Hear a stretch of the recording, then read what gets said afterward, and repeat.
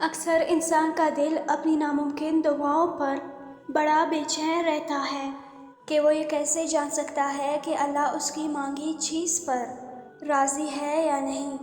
تو یاد رکھنا، جب اللہ کسی کی دعا پر راضی ہونے لگتا ہے تو اچانک اسے کچھ چیزیں بھی ضرور ظاہر کرتا ہے۔ میرے اللہ کا قرآن تو خود اس بات کی وضاحت کر رہا ہے کہ وہ کن سے راضی ہوتا ہے اور کن لوگوں کی دعا کو قبول کرتا ہے۔ تو سنو، اللہ فرماتا ہے کہ جو لوگ خوف اور امید کے ساتھ اللہ کو پکارتے ہیں وہی اللہ کے محسن ہیں، اور بے شک اللہ کی رحمت محسنوں کے قریب ہے، اور تم کچھ بھی نہیں چاہ سکتے مگر جو اللہ کو منظور ہو، اور بے شک اللہ جاننے والا اور حکمت والا ہے، اور وہ جس کو چاہتا ہے اپنی رحمت میں داخل کر لیتا ہے۔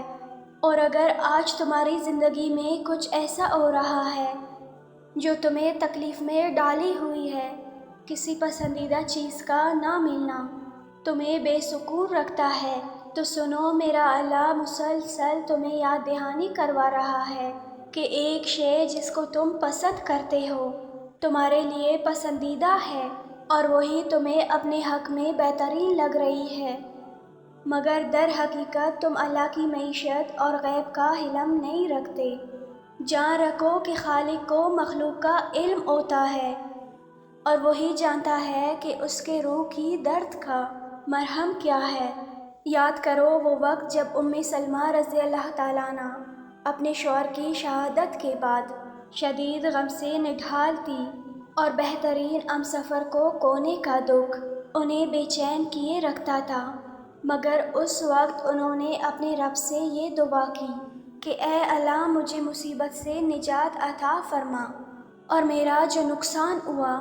اس کے بدلے بہترین نعم البدل سے نواز۔ تو جانتے ہو کہ اللہ تعالیٰ نے انہیں نبی پاک صلی اللہ علیہ وآلہ وسلم کی صورت میں ایسا بہترین اور عظیم نعم البدل عطا فرمایا جس کا وہ کبھی تصور بھی نہیں کر سکتی تھی۔ بے شک میرے رب کی عطائیں گمان و بیان سے باہر ہوتی ہے۔ تو تم بھی اپنے غم کے اندھیروں کا علاج یقین کی روشنی سے کرو گے نا، تو بہت جلد تمہاری گھٹن زدہ زندگی میں تازہ ہوا کا جھونکا ضرور آئے گا جو تمہارے غم کے طویل سجدوں کو مختصر کر دے گا۔ اور اگر تمہیں ایسا لگتا ہے کہ اللہ تمہاری دعا قبول کیوں نہیں کر رہا، تو سنو، اللہ کا تم سے کچھ چھین لینا ہرگز مقصود نہیں، وہ صرف اور صرف تمہیں کو دینے کی خوف اور پا لینے کی لالچ سے آزاد کر کے ایک مضبوط انسان بنانا چاہتا ہے۔ اور جو کچھ اللہ تمہیں دینا چاہتا ہے وہ کسی کا زور نہیں کہ تم سے چھین سکے، مگر تم کچھ چیزوں کو سمجھ نہیں پاتے۔ جان رکھو تمہاری محسوسات کی دائرہ اس عظیم کائنات کی وسعت کے مقابلے میں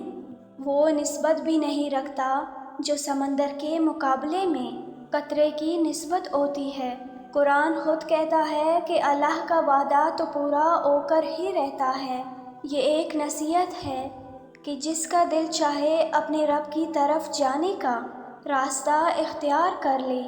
مطمئن ہو جاؤ، تمہاری لاحاصل خواہشات اور ادھورے خواب سب حاصل ہو جائیں گے انشاءاللہ۔